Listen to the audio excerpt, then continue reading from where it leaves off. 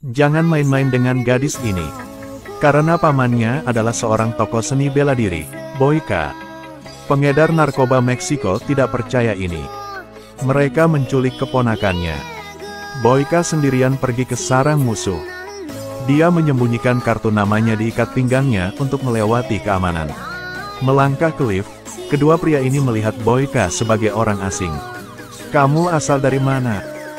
Boyka tak peduli. Dia mengirim mereka langsung ke neraka. Setelah itu, dia dengan cepat mengeluarkan pisau dan menusuk area sensitif pria itu. Yang lain coba menyerangnya. Akibatnya, lengannya patah. Boyka berpakaian dan berjalan ke lorong. Seorang hamba yang tidak mengenal rasa takut. Boyka menjatuhkannya dengan pisau, sisanya menyerangnya tetapi Boyka tidak merasa takut dan menyelesaikan semuanya. Dia melakukan yang terbaik. Tidak memberi lawan kesempatan untuk melakukan serangan balik. Dia menangani semua orang di lorong, dengan lancar memasuki kantor. Hanya dengan satu pukulan. Pria botak ini ingin protes. Alhasil dia tertusuk senjata tajam di tangan Boyka. Langsung jatuh. Pria botak telah dikalahkan. Orang lain ingin menyelinap ke Boyka. Tetapi juga ditangani dengan cepat oleh Boyka. Boyka menggorok mulutnya dengan pisau. Pria berjanggut ini ketakutan. Boyka tidak terburu-buru untuk membunuhnya. Karena Boyka harus bertanya di mana cucunya disekap. Setelah Boyka mengeluarkan fotonya, pria berjanggut itu langsung mengerti. Dia membawa Boyka ke kamar tempat gadis itu dikunci. Melihat pria berjanggut itu membuka pintu perlahan. Boyka mengambil sendiri kunci untuk membuka pintu. Benar saja, gadis itu ada di dalam. Boyka marah banget. Dia menarik pria berjanggut itu keluar, membunuhnya secara langsung. Sekarang ada dua satpam yang mengejarnya. Dia bersembunyi di pintu lift dan dengan mudah menangani keduanya. Dia akhirnya datang ke kamar, membuka borgolnya. Lalu membawa cucunya keluar dari tempat ini. Setelah berhasil menyelamatkan keponakannya, dia mengira semuanya sudah berakhir. Tetapi dia tidak menyangka bahwa USB yang dia ambil dari kantor akan membawa masalah baginya. USB itu berisi banyak informasi penting terkait geng itu. Pria berjanggut yang dia bunuh adalah putra pemimpin geng itu. Laobai tahu anaknya dibunuh, tapi dia tidak sedih sama sekali. Sebaliknya, USB yang hilang membuatnya sangat marah. Tak bisa dipungkiri, di depan keuntungan. Anak kandung bukanlah apa-apa. Alasan mereka menculik gadis itu adalah karena ayah tirinya merampok kiriman besar mereka. Awalnya, dia ingin memanfaatkan ini untuk mendapatkan kembali barang yang hilang. Tidak berharap mereka harus berurusan dengan orang yang begitu kuat. Setelah tahu hal yang terjadi, Laobai menggunakan banyak uang untuk menyuap polisi setempat. Ketika polisi setempat mendengar nama Boyka, mereka ingin menolak. Tetapi uang yang dikeluarkan Laobai sangat menarik. Laobai memimpin banyak orang untuk mengejar Boyka. Untuk mendapatkan kembali USB tersebut. Boyka sama sekali tak tahu apa tentang hal ini. Dia meminta saudara perempuannya untuk merawat cucunya. Dia akan mengepak tasnya dan bersiap untuk meninggalkan tempat ini. Karena orang-orang itu mungkin akan mengejarnya di sini. Saat ini, ayah tiri gadis itu juga telah kembali. Ia tidak berterima kasih Boyka. Dia dengan marah menyalahkan Boyka karena ikut campur dalam urusan pribadinya, menyebabkan banyak orang terlibat. Ia ingin meninggalkan tempat ini dengan istri dan putrinya. Boyka pasti tak setuju. Dia memperingatkan ayah tiri untuk menjauh dari saudara perempuannya. Saat ini, polisi telah tiba di sana. Udah lambat untuk pergi. Boyka hanya bisa bersembunyi dalam kamar. Polisi turun dari mobil dan tanya, di mana Boyka? Sang adik tak bodoh. Putrinya baru aja pulang, polisi telah muncul di sini. Ini jelas bukan suatu kebetulan. Ia bilang ia tak lihat kakaknya. Polisi hanya bisa tangkap sang ayah tiri. Agar menyelamatkan diri, sang ayah tiri telah bilang tempat Boyka sekarang. Dua polisi memasuki rumah, Boyka bersembunyi dalam kegelapan, mengambil kesempatan untuk menyerang mereka. Dia dengan jelas membedakan antara yang baik dan yang jahat, jadi dia tidak membunuh mereka. Ia putus naik mobil untuk pergi. Tapi sang polisi tak bisa henti di sini. Ia suruh bawahannya kejar Boyka. Pengejaran kecepatan yang spektakuler terjadi di AS dan Meksiko. Sekeras apapun mereka berusaha, mereka tetap tidak bisa mengejar Boyka. Mereka menembaki ban. Mobil Boyka kehilangan kendali dan berhenti. Mobil polisi langsung menabrak mobil Boyka. Dua polisi turun untuk memeriksa tapi tidak ada yang ditemukan. Karena Boyka dengan cepat berlari ke atas bukit. Jadi kedua polisi itu buru-buru mengejarnya. Saat ini, Laobai dan juniornya juga datang ke sini. Ayah tiri ingin menyalahkan Boyka. Tapi dia tidak bisa melewati Laobai dengan trik ini. Laobai langsung menembak dan membunuhnya. Lalu dia bertanya kepada gadis itu tentang keberadaan USB yang disimpan Boyka. Untuk melindungi pamannya, gadis itu memilih diam. Keraguan-raguan gadis itu terlihat oleh Laobai. Dia langsung mengutus seseorang untuk menangkap Boyka. Saat ini polisi masih memburu Boyka. Boyka bersembunyi di balik pohon, melakukan serangan mendadak yang membuat lawan tak bisa bereaksi. Pukulan Boyka bisa saja mengenai dia. Pria itu ingin menggunakan pistol, tetapi Boyka lebih cepat. Pada saat ini, seorang polisi berjalan di belakangnya. Dia membuat Boyka menyerahkan senjatanya. Ketika bawahan Laobai tiba tepat waktu. Mereka tidak peduli siapa musuh dan siapa teman mereka. Mereka melepaskan tembakan tanpa pandang bulu. Si polisi langsung dibunuh.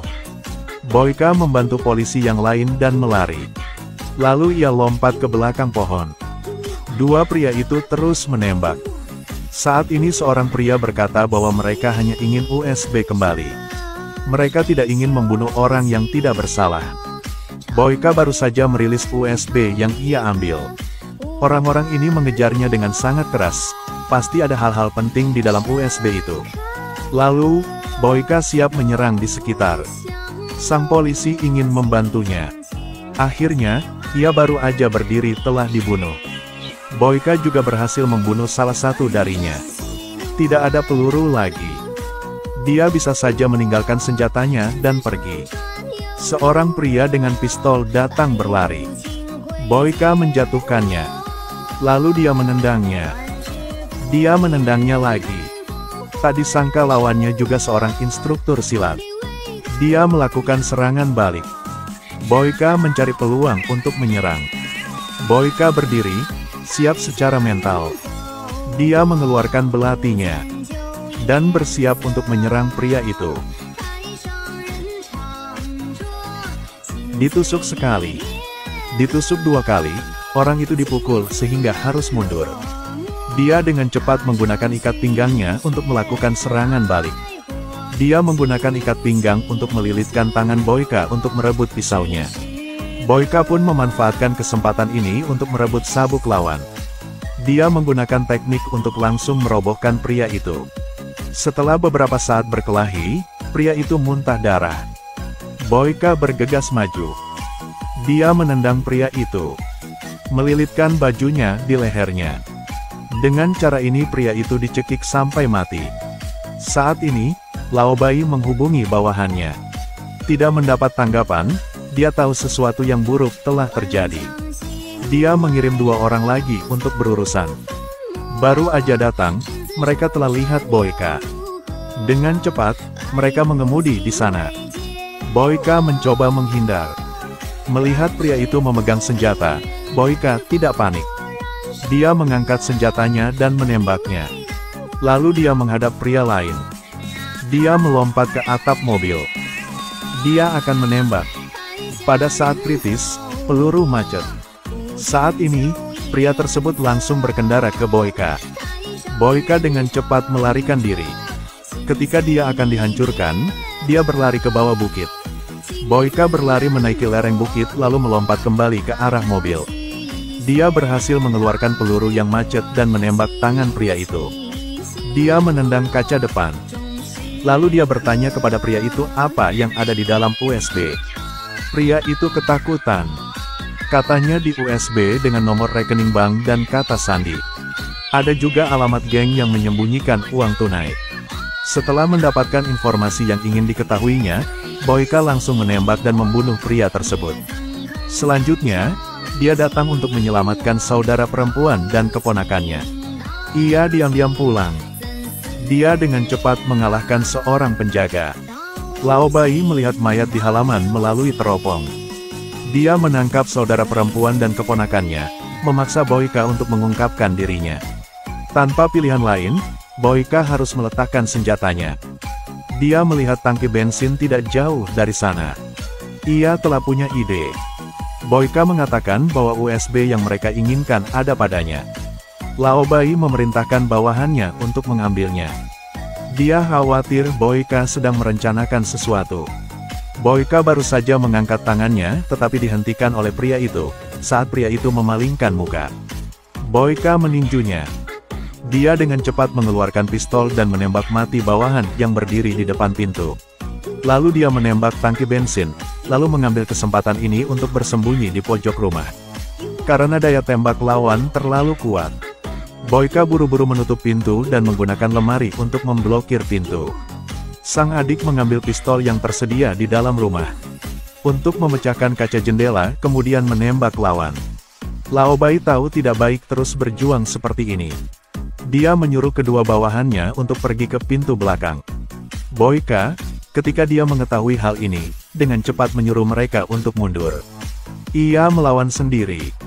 Sekarang dua bawahan memasuki rumah dari pintu belakang.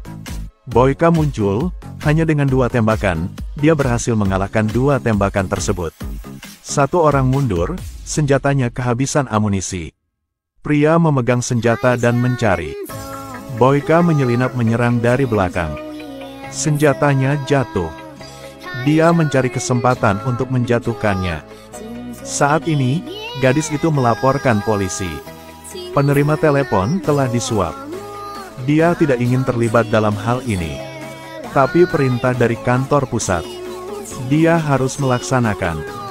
Di sini, Lao Bai mulai menyerang. Beberapa bawahannya berpisah. Boyka dikelilingi oleh musuh, sulit untuk diserang. Ia naik lantai. Saat ini, seorang pria datang. Boyka menyiapkan penyergapan. Pada saat pria itu datang, Boyka langsung mengambil tindakan, membuatnya tidak bisa bereaksi. Dia membiarkan ibu dan putrinya melarikan diri dari jendela. Hanya dengan begitu dia bisa bertarung dengan tenang. Begitu mereka turun, mereka ditemukan oleh Lao Bai. Dia memerintahkan bawahannya untuk menyerang Boyka. Dia akan menangkap gadis itu. Keduanya naik lantai. Boyka diam-diam menutup pintu. Ketika mereka menemukan rekan mereka sudah mati, mereka jadi lebih perhatian. Mereka pelan-pelan maju. Boyka menentukan lokasi mereka. Dia menembak seorang pria di bahu. Diikuti dengan pembunuhan. Setelah menembak, dia menendang pintu. Ia mulai menyerang. Pria membuat perisai untuk menuruni tangga. Dia mengambil pistol dan mulai menyerang musuh. Pria mundur, Boyka menuruni tangga. Dia menembak dengan gila-gilaan melalui dinding. Sangat cepat kehabisan amunisi. Mereka berdua mulai berkelahi. Saat ini, bawahan telah terbangun. Dia mengambil pisau dan bergegas turun dan menikam Boyka. Hal ini membuat Boyka marah. Seorang raja saat marah akan terlalu menakutkan. Dia menendang pria itu. Menghadapi serangan dari dua sisi, Boyka menjatuhkan seseorang dengan tendangan. Selanjutnya adalah pukulan. Dia melompat dan dengan cepat menjatuhkan yang lain. Pria yang memegang pisau ingin menyelinap menyerang. Boyka tangkapnya. Lalu kepalanya terbentur. Ia ambil pisau, berhasil kirim pria itu ke neraka. Pria lain mau menyerang. Boyka menikamnya di paha. Lalu tikam dadanya. Di sini, Lao Bai telah tangkap adik dan keponakannya. Ia mau memanfaatkannya untuk kendali Boyka. Tapi polisi tiba-tiba muncul. Ia langsung membunuhnya. Polisi kesini bukan untuk menyelamatkannya. Ia juga ingin USB dari Boyka. Dengan USB itu, ia bisa dapat jumlah uang yang ia bisa pakai dalam sepanjang kehidupannya. Saat ia sifat tangkap keduanya, Boyka muncul dan langsung menembaknya. Meski memakai rompi anti peluru, tembakan itu hanya membuatnya sulit untuk bangun. Boyka tahu yang baik dan jahat, ia tak mau membunuh polisi. Ia kasihnya dua pilihan. Satu adalah surga di mana dia bisa melihat matahari besok. Yang kedua adalah neraka, di mana dia harus menyimpan obsesi penyesalan selama sisa hidupnya. Sheriff tidak bisa menahan godaan kekayaan. Ia telah pilih neraka. Boyka segera beraksi. Dia membunuh polisi itu dengan pistol, lalu ia memberikan USB itu kepada adiknya. Ia langsung pergi. Film aksi ini memiliki partisipasi Atkins. Ini juga merupakan mahakarya setelah karya Ultimate Fighter-nya. Meski tidak sebagus karya sebelumnya, film ini tetap sangat bagus. Jika kamu tertarik, bisa coba nonton film ini.